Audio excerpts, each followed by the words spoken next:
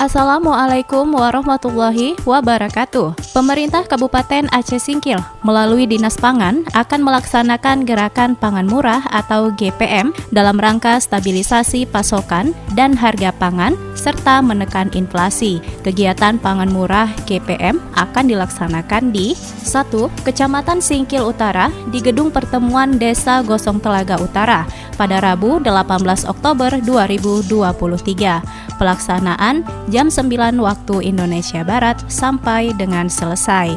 2. Kecamatan Gunung Meriah, Desa Blok 6 Baru di Aula Kantor Camat Kecamatan Gunung Meriah pada Kamis 19 Oktober 2023. Pelaksanaan jam 9 waktu Indonesia Barat sampai dengan selesai. Komoditi yang dijual yaitu 1.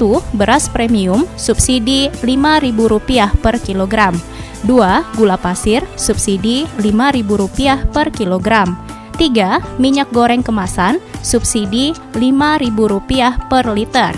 4. Telur ayam ras subsidi Rp350 per kilogram. 5. Tepung terigu kemasan subsidi Rp4.000 per kilogram. Demikian kami sampaikan. Terima kasih. Wassalamualaikum warahmatullahi wabarakatuh.